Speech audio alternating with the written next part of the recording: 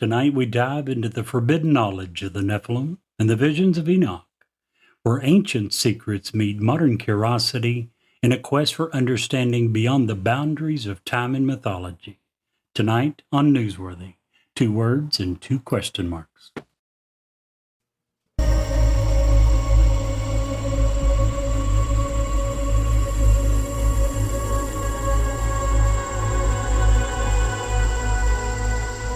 He's alive! Have you checked the children?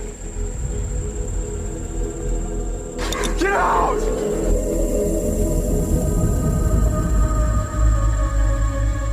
You have scoured the podcast world and finally found us, Newsworthy with Steve and Jerry, where we delve into all things mysterious, macabre, or out of this world, and decide if they are truly newsworthy.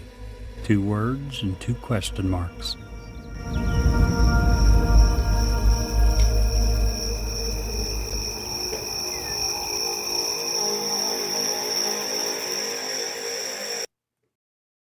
Hello, I'm Ed Locke with USA Mortgage. Tax season is upon us.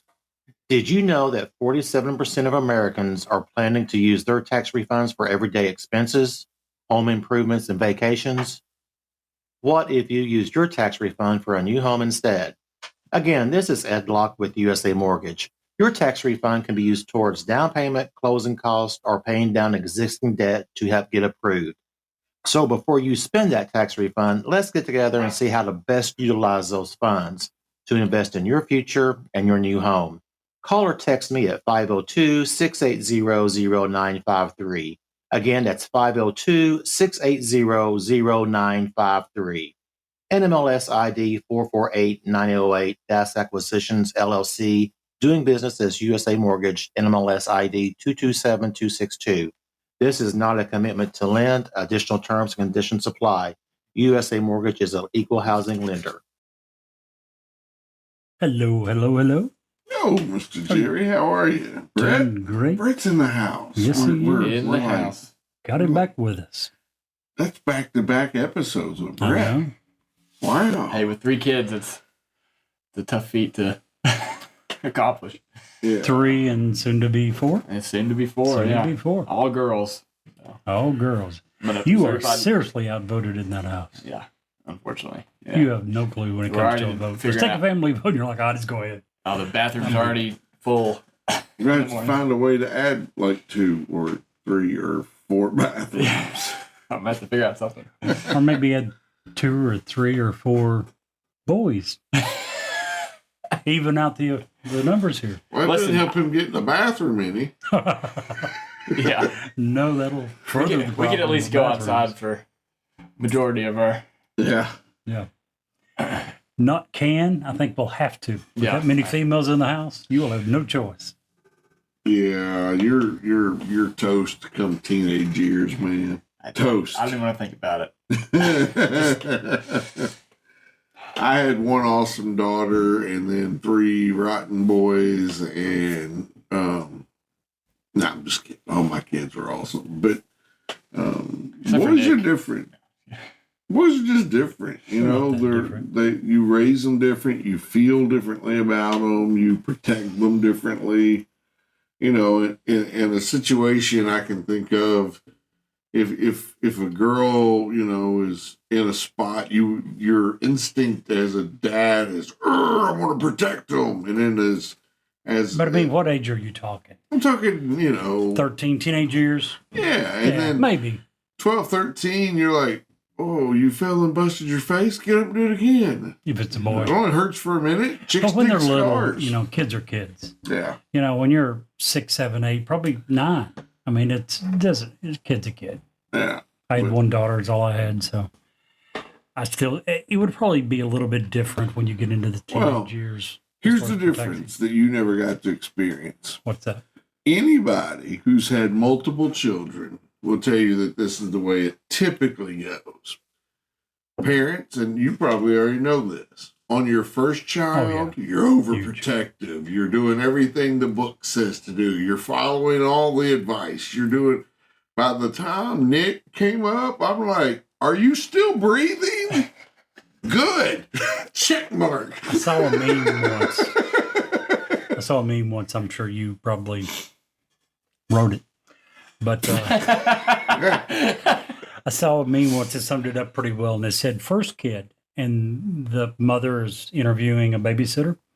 And she's like, okay, so you have a master's degree in children's technology or children's development. You have this and this and this. But do you have more than 15 years experience? Well, I'm sorry, I'm going to have to say no. Second kid. On her way out the door, there's this emo goth girl that's the prospective babysitter, and she's got this huge nose ring. And as the mother tosses her child to the emo girl, she says, you might want to take that ring out. She'll rip it out if you don't. Right, yeah. Yeah, that's pretty much it. I mean... Huge difference. And that's boy or girl. And your daughter is experiencing that right now. I mean, young boys. So it's funny because your daughter was that parent on her first. Everything was by the book. And me and you kind of shook our head with that. In many ways, she still is. In a lot of ways, parenting has come a long way from when you and I raised kids. Oh, yeah. The things that you are not supposed to do and that we now know is very dangerous compared to what we did for so many years. Things as simple as whether or not you put a blanket into the crib with a small child. Known to be a huge suffocating hazard, and we've known that for quite a while. How many people use those as props right around their face for a bottle? Back in the day, yeah. We've never done that. Yeah, good for y'all. Co-sleeping. That used to be a big thing, and now, they know that if you do that, that's a huge, your risk of SIDS increases dramatically. We've never done that either. That's even good. That's why you have so many kids, just so you know. Just saying, all of our kids have co-sleeped, and we all... Oh, no, not co-sleep means that they sleep with you. They do. He knows what I'm saying. I know exactly what you're talking about. You'll let them co-sleep? Some, at least? It got to a certain point where it wasn't like a let, it was like, I want to go to sleep. I'm not fighting this anymore. Back in our day, it was the same deal. That's why we would. We are just now at my oldest daughter's 4. This in the past 6 months have been like, all right, you gotta sleep in your bed. It's still a fight. Like, no, see, this kid, we're not doing it at all. It's like, no, you're sleeping in your bed. I'm not going to mention any names, but your best friend was that kid, and it took me 2 years to get him out of my bed. Yep. And his little brother didn't have a chance to even look at he didn't even see my bed. He didn't know I had a separate bedroom. He thought I slept in a cave. I'm just saying. Yeah. Oh, that's pretty much too funny. Yeah, you get 3 kids in there, and yeah. Well, we don't even let the king dogs size sleep is with us. very small. Well, we have king size, but it's very small. Yeah, with that many people. Yes. It's crazy. We've come up with a lot of things that we now know how to theoretically do better. A lot of inventions. It just reminds me, do you guys know what was more important than the invention of the first telephone? What's that? The invention of the second telephone. Just saying. You kind of need both. You, on that same token, you know what the first phone call was, right? Alexander Graham Bell was sitting there, his phone rings, and the guy on the second telephone picks it up, and he's like, "We've been trying to reach you, but your car's extended." Yeah. I think I told you this the other day. As Steve is always talking about on the show, I'm such an old man. But I told him I have gotten to the age where I'm certainly thankful that I have someone that is worried about me enough to call and check on me every day. Sadly, he's from India, and he's very worried about my car warranty. But at least he's calling to check on me every day. Yeah, that's good. Well, when we were speaking of children, when we were growing up, you can ask any of my kids. My favorite word growing up was no. No. I just couldn't afford it. The second favorite word was clearance. Well, is it on clearance? So you can even ask any of them. Those are the words that came out of my mouth whenever they ask anything first.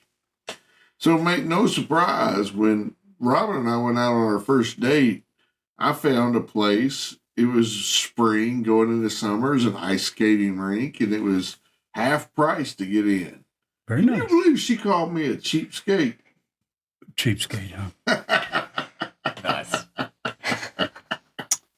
Liked how you worked that one in there. I Yeah. did. See, it was nice. It was nice. Yeah, we're kind of like speaking of having that fourth kid. I've had to start a business just to make some extra money. A business. So me and Truly, we're starting to sell statues if anybody's interested. So far, we've only sold one. It was a bust. Oh, Ah! don't know if you're going to want to keep doing that. It's a bust. But for kids, you may not have a choice. Oh, a bust. Oh, my. Steve really liked that one. I needed that. I needed it. Thank you, Brett. Oh, me. Well, I just wanted real quick, kind of been cataloging my little battle with this crap I've been going with the last few weeks. And in all seriousness, this is the week I feel worse this week than I have through any of this process. Just the diet, the medicines, everything's a combination. So I'm going to kind of step back a little bit on this episode and let these fine, young, outstanding men take care of this episode a little bit. But the good news is we're almost at the end of the tunnel. A couple more weeks, we'll be out of this and hopefully back raring to go. But man, this has been brutal this last week. The stress alone.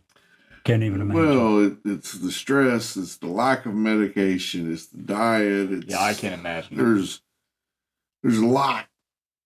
I didn't feel this bad after the big surgery. So, Yep.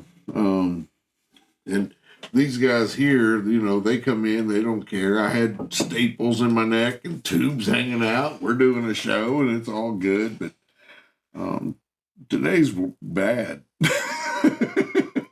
Very bad. Hopefully it'll be over soon. Absolutely will. In the right way. Let's, The stress and cancer sucks. oh, it does. I mean, Toby Keith passed this week. Oh, I saw that. Yeah. That sucks. We literally Only were a few just weeks talking about ago. that. Yeah. Right now we're talking about it, and I showed him a video with some award show where he did his newest song, Yeah. Don't Yeah. Let the Old Man In.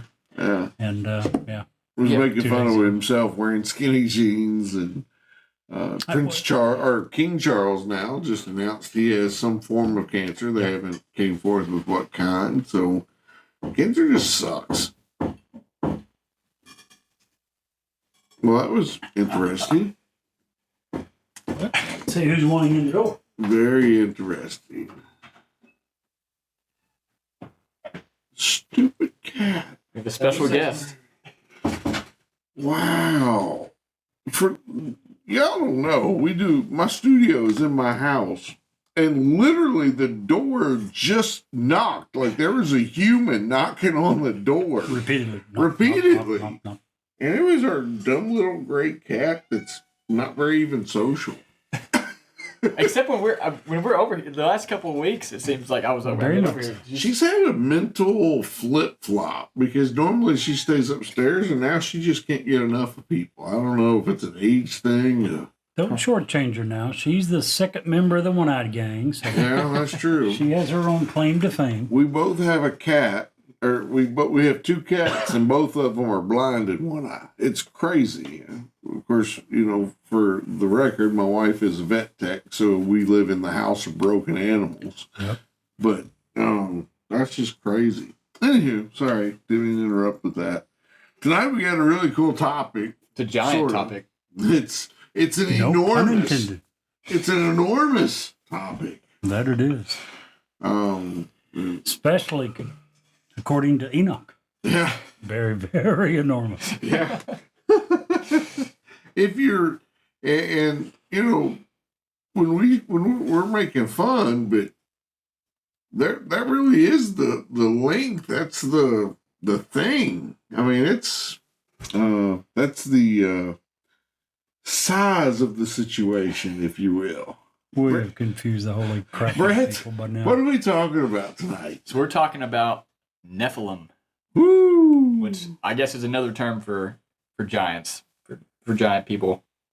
So, and we're not talking about like Andre the Giant or the Big Show. We're talking about real giants. Like real giants that...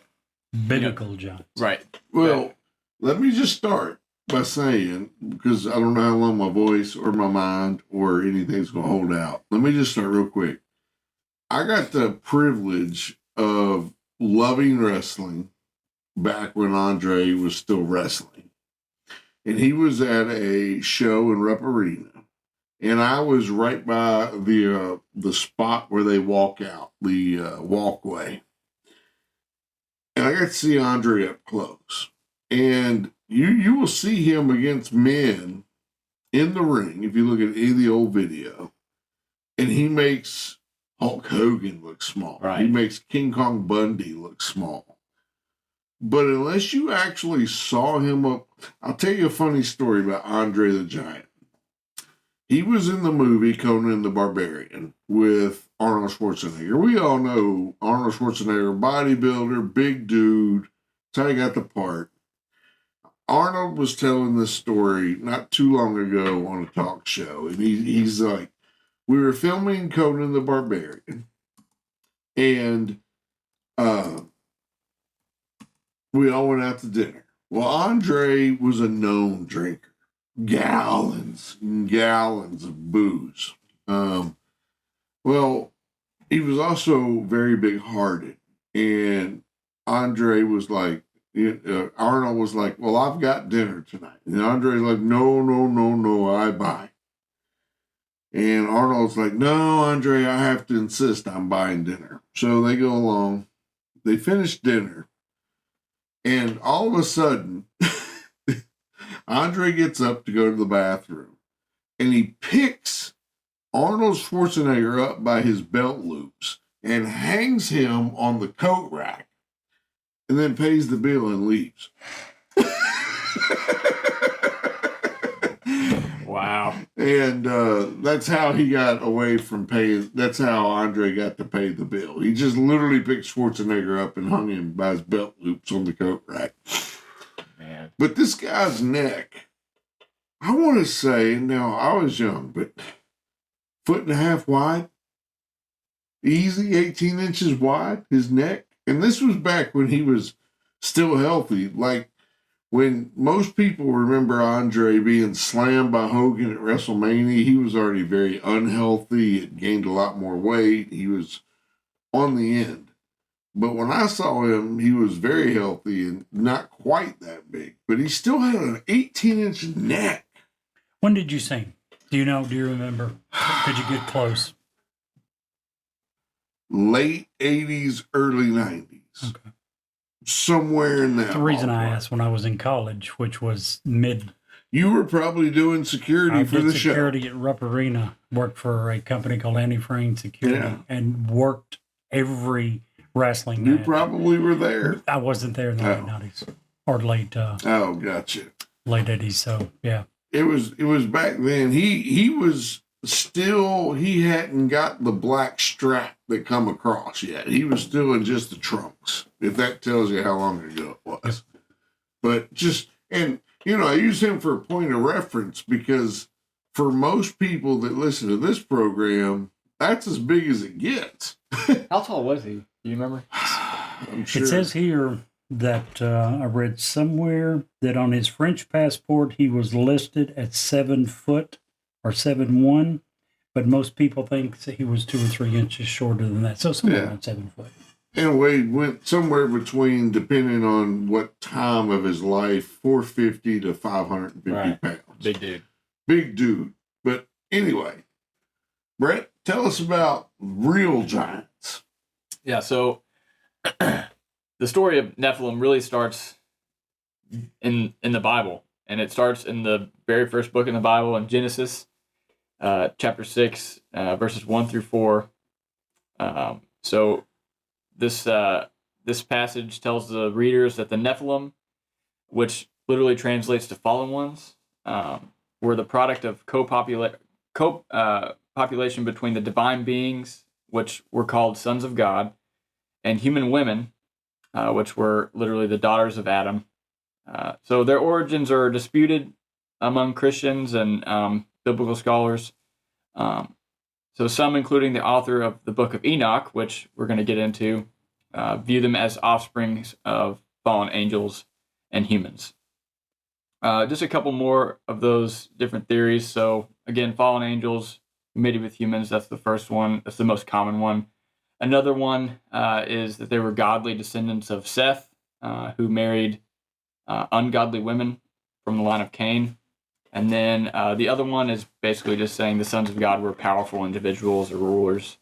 And the idea, sorry to interrupt, but in the thought of Seth and Cain's descendants, the idea being Seth, the good son, right? Right.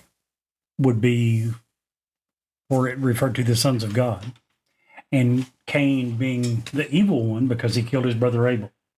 Right. Is that the thought? Okay. Yeah.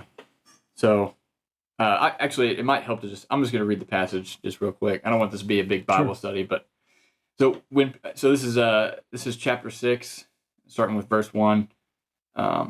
When people began to multiply on the face of the ground, and daughters were born to them, the sons of God saw that they were fair, and they took wives for themselves of all that they chose. Then the Lord said, My spirit shall not abide in mortals forever, for they are flesh. Their days shall be 120 years. The Nephilim were on the earth in those days, and also afterwards. When the sons of God went into the daughters of humans, who bore children to them, these were the heroes that were of old, warriors of renown. And so immediately after this, I think in verse 5 actually is when the whole story of Noah begins. Am I correct on that? Right. Yeah. And how he was. It's saying that the children of Nephilim brought many bad, evil things to the world. Verse 5 starts saying how he's going to get rid of this problem, which is through the flood of Noah. And there are multiple other verses that reference the Nephilim. Let's see. Numbers 13:33. They reference they reference seeing the Nephilim with the Anakites. There is mention in Baruch, the talk about giants, how they were. Let's see. So, O Israel, how great is the house of God? How vast the territory that He possesses! It is great and has no bounds. It is high and immeasurable. The giants were born there, who were famous of old, great in stature, expert in war. God did not choose them or give them the way to knowledge, so they perished because they had no wisdom. They perished through their folly. And this kind of goes into, and in 2 Samuel, there's multiple mentions of giants. Obviously, we all know the story of David and Goliath. I will read this passage talking about Goliath. They're just describing him. So, and there came out from the camp of the Philistines a champion named Goliath of Gath, whose height was 6 cubits and a span. So 6 cubits, it's about 9 feet. A span is about 9 inches. So they're basically describing him as being 9 feet 9 inches. And as we were just saying, Andre the Giant was 7 feet, roughly, plus or minus a couple inches. So this dude was almost 3 feet taller than Andre the Giant. He had a helmet of bronze on his head, and he was armed with a coat of mail. The weight of the coat was 5,000 shekels of bronze. So 5,000 shekels is roughly 125 pounds. I want you guys to just pick up 125 pounds and then just wear it all day and see how that feels. He had greaves of bronze on his legs and a javelin of bronze slung between his shoulders. The shaft of his spear was like a weaver's beam, and his spear's head weighed 600 shekels. So this is about 15 pounds. So his spear, the head of his spear was 15 pounds. I couldn't imagine getting impaled with that thing. So anyways, this dude was huge. So there's multiple mentions of giants, of the Nephilim in the Bible. And before, people go on to say, who knows if the Bible's true.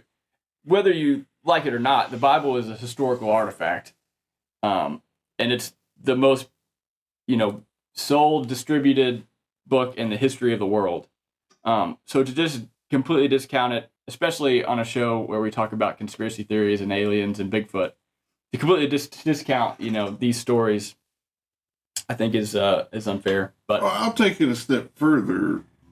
You can back that statement up further with the fact that nowadays archaeologists use the Bible as points of reference to make discoveries. So it's not even a question of, oh, it's a bunch of hogwash. If it were hogwash, the archaeologists, who have very valuable dollars that they can't afford to waste, wouldn't use it as a reference point to find the new things that they want to find. Right. But go ahead. I'm sorry. No, yeah. So one book that is not actually in the Bible, the book of Enoch. So Enoch was the father of Noah. Talks a lot about these Nephilim. Jerry, you want to talk more about that? Enoch. He was the seventh, I think. The fifth chapter of Genesis gives the lineage of all of the people from Adam to Noah. And if I remember correct, Enoch was the sixth one from 6 or 7. He was the great grandfather of Noah, whatever that makes him. So yeah, Enoch was a biblical patriarch. He was prior to Noah's flood. He's the son of Jared, the father of Methuselah, and the great-grandfather, as we said, of Noah.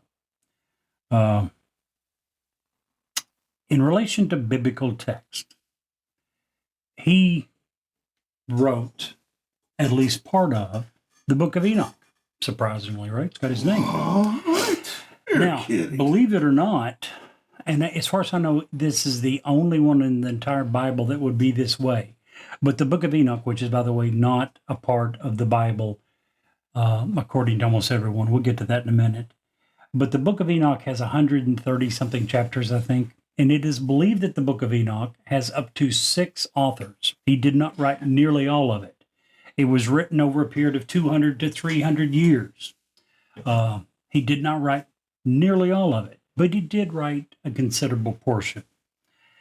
As we said, it is a scriptural religious text that it was widely read during the second temple period, which was from 516 BCE to 70 CE, about 600 years. During that time period, it was considered very religious. It was read to a great degree in the temples, we believe, and that is based upon the number of copies that were found in the Dead Sea Scrolls. Wow. Numerous copies were found. Even so, the book of Enoch is not part of the Roman Catholic Bible. It is not part of the Jewish Bible. It's not part of any Protestant Bible. It is a part of the Ethiopian Orthodox Church's Bible. It is the only Bible in the world that considers it to be a part. That is true because it contains many things that nothing else in the Bible covers. It's also true because it has many things that are in disagreement with most of the rest of the Bible, which is why at approximately somewhere around the 5th century, from that point on, it was no longer considered canon, which means to be inspired scripture, inspired by God. So it was no longer canon from the 5th century on. Yes.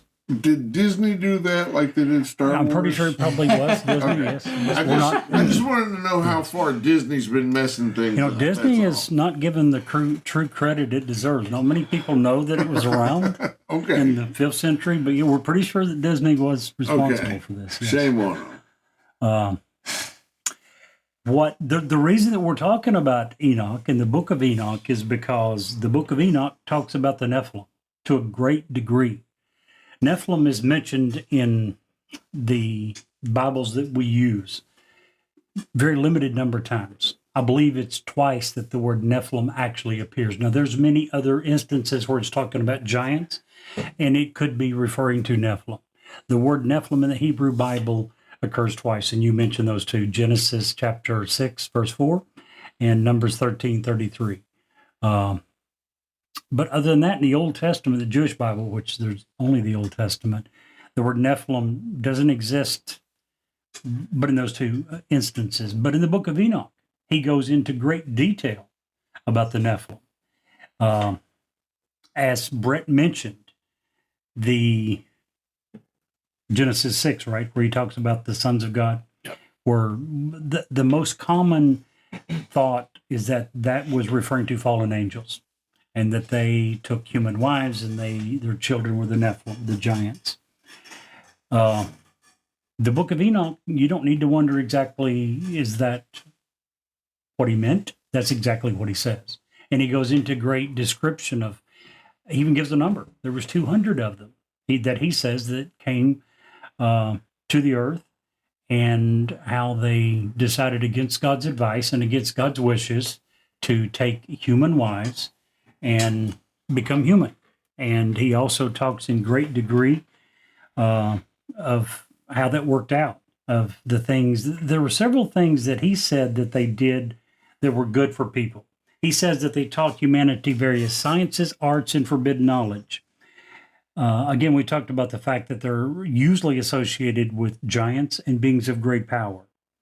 In fact, we mentioned that the word Nephilim is in the Catholic Bible and in a few of the older, more strict versions of the Bible, but in most versions of the Bible, King James included, the word Nephilim doesn't exist. It's translated to giants.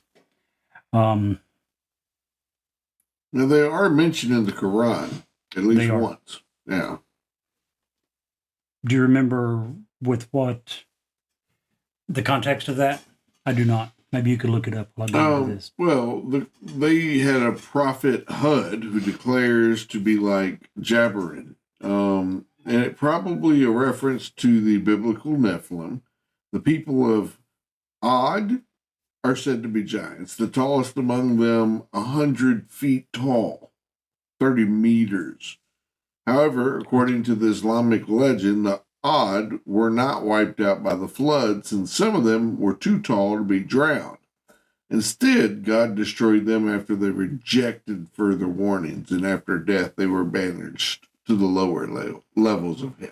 100 feet, pretty tall. Pretty tall. The book of Enoch says that they were 450 feet tall.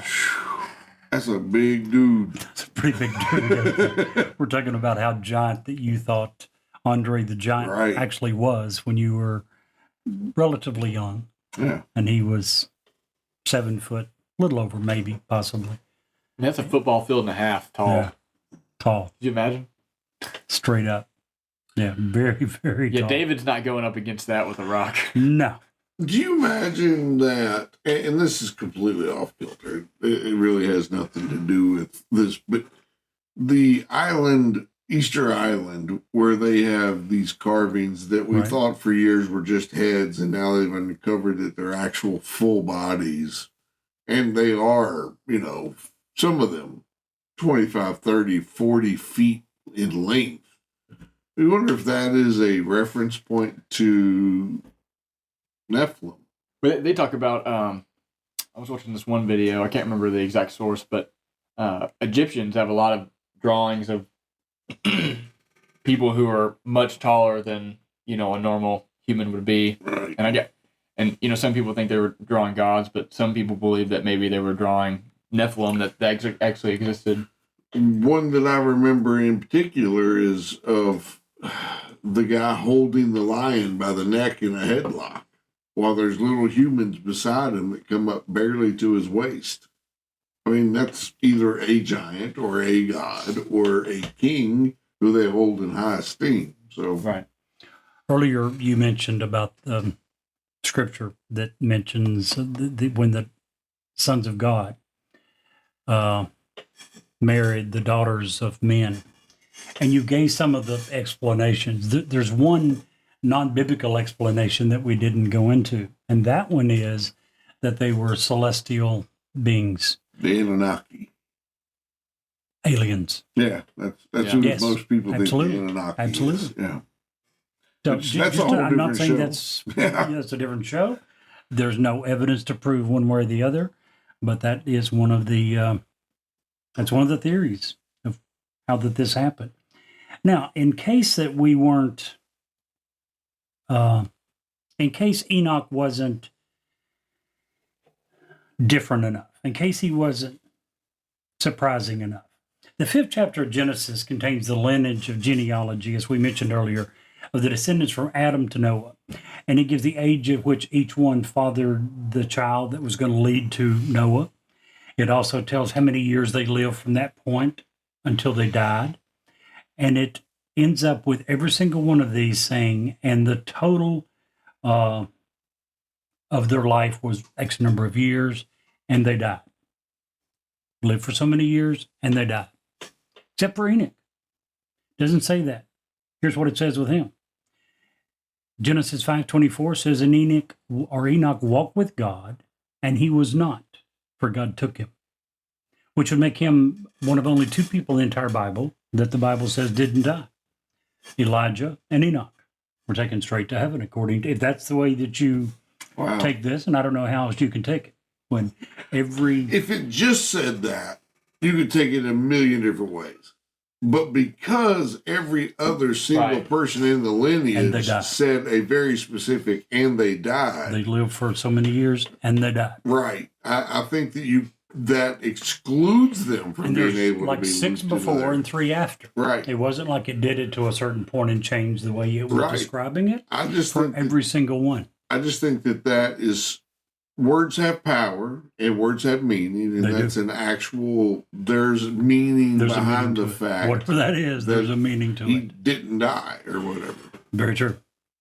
Now, the book of Enoch, if I can talk, describes the Nephilim as powerful beings who taught humanity various sciences, arts, and forbidden knowledge. And we talked about the fact that they are often associated with giants and beings of great power. I can scroll down here without losing my place. It is believed that they were responsible for introducing things like astrology, weaponry, even cosmetics, according to the book of Enoch. Wow. To civilization. Yet their imparting of this knowledge came with a price. They were also accused of corrupting humanity and leading them astray. They were seen as a threat to the divine order of the universe and were eventually condemned for their transgressions. And the book of Enoch goes into great detail about how the flood was because of the Nephilim and the disruptions that they had brought to the world, and how God decided he was going to get rid of them from the face of the earth. And the punishment was the form of the Great Flood. Now, yes. Do you care if I bring the giants a little closer to us here in North America? Not at all. Go right ahead.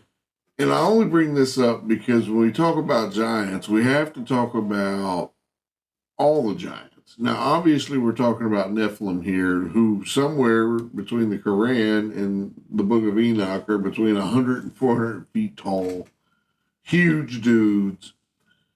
In at least 2 different spots in America, we have uncovered skeletal remains of giants. Now, they are not 100 feet tall, and they're not 400 feet tall. But in West Virginia, we have the Giant Mounds, where there are several mounds of dirt with several bodies at the base that are 7 to 10 to 12 feet tall. We also have the ancient Indian stories out in the desert Southwest about the red-haired giants who hunted humans, who used humans as food until the tribes of the Indians banded together, had a 3-year war against the red-headed giants, eventually pushed them into a cave, and then began to smoke them out. And as they came out of the cave from the smoke, they popped them off. They picked them off as they came out, and the ones that didn't come out died of smoke inhalation.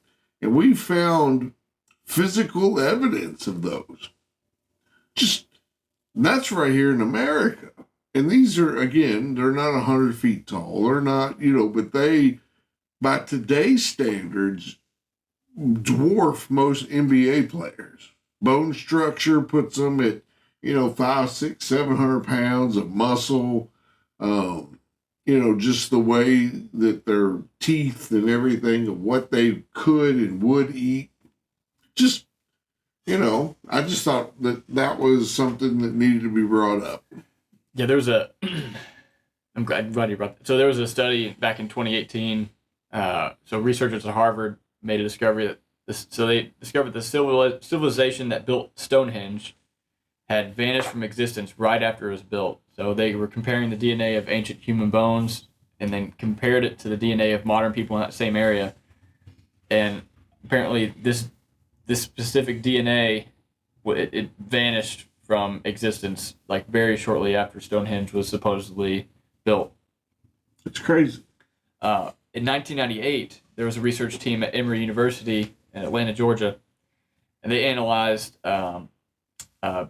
Native Americans, and they were trying to trace them back to different paths that they took to get to the Americas. And there was one lineage where they could not trace it to any sort of root, and this was called the X lineage. So this lineage is found in 2.5% of Native Americans and some Europeans. So nobody knows where this came from, but some believe that this could possibly be tied to giants. And actually, one thing that you were talking about, the West Virginia mounds, the Smithsonian was actually the first, I guess, group of people, first researchers that found a giant in one of those mounds.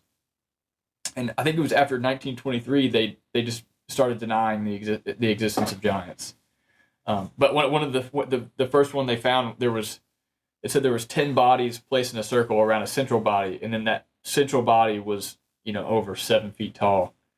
So anyways, I just thought that was pretty cool. And even a more modern giant. In 2024, Saquon Barkley is going to be looking at free agency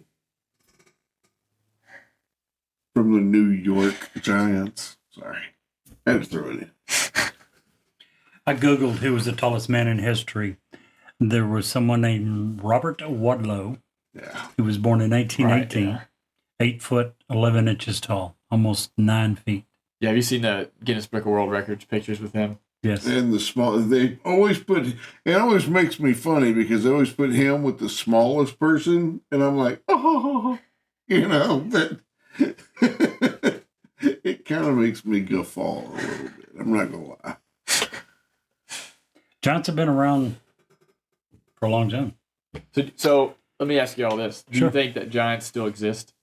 Like in this form that we are talking about? Obviously, there's people who are 7 feet tall, but... There's been some here very recently, if you believe Jerry's favorite website, TikTok, there's been giant doors discovered and people peeking out of the doors. I personally don't think, and here's the thing I'll say about them that I say about Bigfoot. With today's technology, with today's advance of security cameras and cameras being everywhere, if we don't have proof in the next 5 years, I'm going to say no. Yeah. I agree. I mean, there's the deep fake stuff is happening at a huge rate now, and especially when it comes to like Bigfoot and Yeti and stuff. But now we're getting all back views. We're not getting any front views of Bigfoot. It used to be you get the grainy front view of him peeking around a tree or whatever. Those have all gone away because of technology. Now you're getting the deep fakes of him walking away or being way over on a hillside. Who knows? There was the one guy that found the doorway to a giant's lair and went back, and you see the video and the door kind of closes real fast, and you go up to it and it all looks like a rock wall. Who knows, man? This world's so big and we're so small. Yeah. You just think about the ocean and Yeah, how little we've explored of the ocean. Right. Totally agree. One thing I will say in closing is this. According to everything that we had read and talked about, the Nephilim existed before the flood. It's mentioned in Genesis chapter 6. If you have a literal view of the Bible and a literal view of the flood, Noah, his wife, his 3 sons, and their wives were taken into the ark. And you would think that the rest of civilization perished, including Nephilim, correct? Mm-hmm. Keep in mind that the second scripture in the Bible where Nephilim is specifically mentioned is Numbers 13:33. This is during the time of Moses. The time period between Noah and Moses was 800 years. So 800 years later, there was still Nephilim. Are they still in the world today? I agree with you. If we've got giants in the world today, I'm not talking 400 foot, I'm talking 10, 11 foot people. There's going to have to be proof soon, or it's just not happening. We've got too many cameras, too many people. Satellite imagery. Yes, all around the world. Right. I mean, So, that's the big kicker. We have satellites that can literally read when you flip a quarter if it's heads or tails from space at this point. Unless you're a flat earther, believe we're not actually in space. I'm not that, but I mean, that's pretty impressive stuff. Yeah. No, yeah, I completely agree. So let me ask you this. This is something that popped in my head. It may be completely stupid. So there's like a big creature that we have a lot of proof that existed, however many years ago. That's, dinosaurs. Do you think that there might be some sort of correlation between dinosaurs and Nephilim, and because they're not really describing them in any sort of certain way other than they're ginormous? No, because most scientists believe that dinosaurs existed but didn't have access to utensils. We're talking about giants that not only interacted with but mated with human women. Yeah, and I'm specifically talking about the Nephilim in Genesis. I don't think that Goliath was described in any sort of way other than a human. Yeah, I just can't imagine that. And my answer would be, show me the proof. Yeah. Always Is it possible? Well, shouldn't it be? Yeah, should be. I think we should be questioning, but not closed-minded enough to say that I'll absolutely say that it didn't happen, but prove it to me. So unless there's some proof, I don't think at this point we have any evidence that it did happen. So I would agree with Steve from that standpoint. Here's another point. Sure. And when you get into biblical studies, and we're not doing that here. Right. Yeah, please everyone understand, we did not attempt in any shape, form, or fashion to do that. But you can't speak to Nephilim without speaking to the Bible. You can't separate without referencing it somewhat. But here's the thing that I've always thought fascinating about giants. There is proof now that the Neanderthals were not some big, lumbering, dumb, uncoordinated race of humans that just vanished. There is more and more mounting evidence that the Neanderthals were not only very smart, that they hunted in packs, and they loved Homo sapien food. Not Homo sapiens food, Homo sapiens as food. And they would often come into an area and Homo sapiens hid or died. They've killed multiple species of Homo sapiens off. And that's going to be a topic for a different show. But if you are Homo sapien like we are, and Homo sapiens from a very beginning time were smaller, had bigger heads, but weren't covered in fur. We weren't designed to live in a particular way. The Neanderthals were most people now believe were fur covered, or at least partially fur covered, big, stocky, very smart. Basically, the only way Homo sapiens put them down was to outsmart them. But anyway, I mean, if a few of those survive, that could be considered gigantic in a lot of ways. But so we've went way back with this one. We're talking a millennia or so. So what do you think, Brett? Do the Nephilim deserve more or less news coverage? Did you have something to add, Jerry? I'm sorry. Oh, you had to look like I didn't want to cut you off. Not at all. I was just wondering how I'm going to answer and you get to me. Oh, gotcha. Yeah, it's a tough one because I didn't even know Nephilim were in the Bible. I've read Genesis many times, and I never stopped in that word and was like, "Hey, what is that?" I totally second that because in my Bible, the word's not even in there. It translated it as giants. Yeah. So I think that there needs to be some more coverage as because I never hear anybody mentioning Nephilim ever. So in that respect, I think that there should be more coverage. As far as there's not any new evidence coming out. Let me blow your mind real quick before you answer. Yeah. One of the kings that we know in history existed was considered a Nephilim. Y'all know what I'm talking about? I do not. King Gilgamesh. Most people believe that King Gilgamesh and his buddy, his running mate, the one that he fought, and I don't remember his name. I really, truly don't. I think he was a giant or a Nephilim. They think he was Nephilim. Cool. I had no clue of that. He was battled with another Nephilim-like creature who they became fast friends, and eventually that battle transformed Gilgamesh from a hateful, harsh, spiteful ruler. There were stories that Gilgamesh would go to a wedding and bed the wife before she became the wife in front of the new groom because he didn't care because nobody could do anything to him. He went from that to a very wise, just leader who realized that, they were mortal. But, that's something that if you Google Gilgamesh's tomb, there's always a video up, oh, we found it, or, but anyway, what do you think? I would say I'm kind of on the fence. I will lean towards thumbs up for this one. Just because, if only just for the fact that I did not know that it was even in the Bible. So, wow. Yeah, I'm going to give it a thumbs up.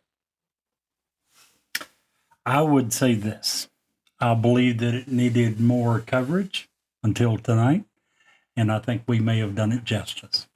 Look at Jerry go. Wow. Nice, polite way of saying I don't know that it needs that much more. Thumbs down for Jerry. Yeah. I'm like Brett. I'm on the fence. I think that giants in general probably need a thumbs up because we do have physical proof. We do have the mounds in West Virginia. We do have an archaeological dig site in, I think it's Southwest Nevada or New Mexico, and those remains are in the Smithsonian somewhere. But as far as Nephilim and what a 450-foot tall Nephilim, or 100-foot tall if you're a subscriber to the Quran, I just can't imagine something of that size being a realistic thing in today's world without hundreds of thousands of people see. You can't be that big and hide. Right. Going along with what Brett was saying earlier, why haven't we found at least one skeleton? Right. Of dinosaurs. Right. Why haven't we found one of, forget a 450 foot. How about a 25-foot human? Right. We would still find some sort of... None of that's been found. Yeah. Right. So I'm going to have to say thumbs up on giants, thumbs down for Nephilim. That's my pick. I didn't give you all that option. Last week, we all the same. Yeah. This week, we're all different. Every one of us is different. Absolutely. That figures. Any final words, final thoughts? Nothing here. Like I said, I think this is a cool. I think Jerry might be honest stuff. This is a cool topic. I'm glad we did it. Yep. It's not like the.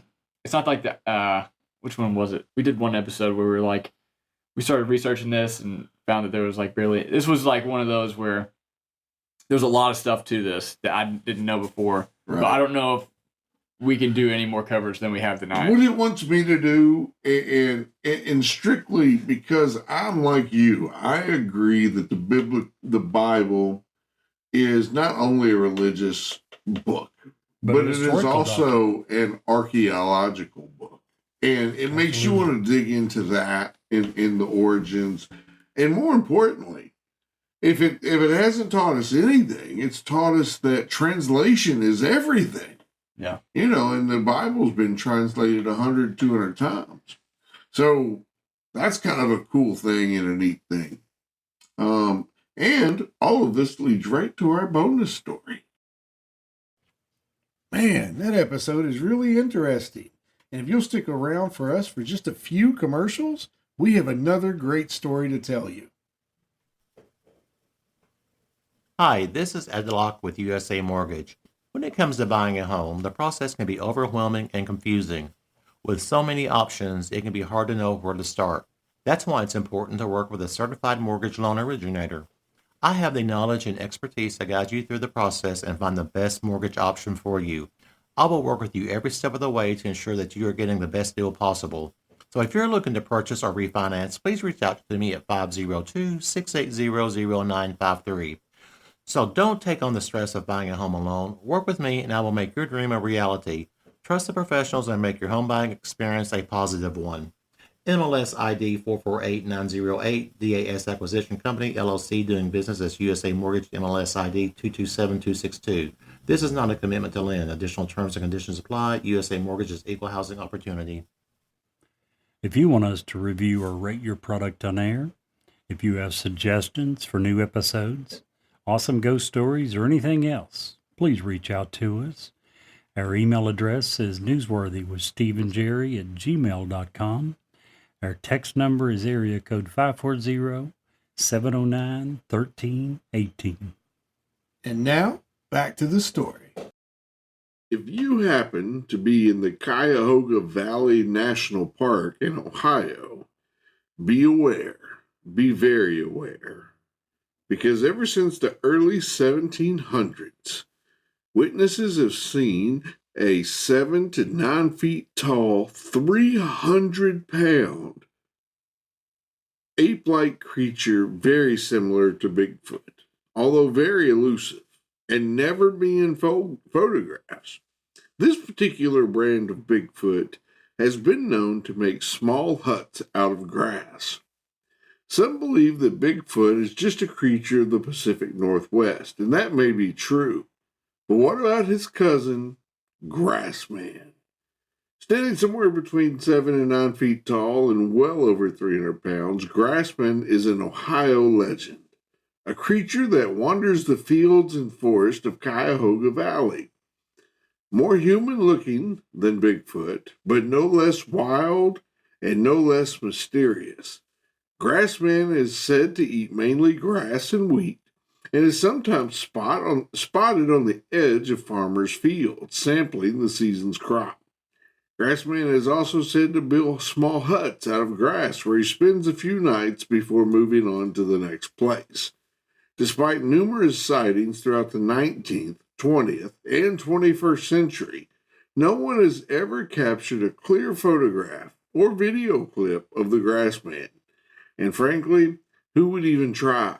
While most stories indicate the creature is harmless, some accounts say that the Grassman can let out a ferocious, eerily human roar when confronted or harassed.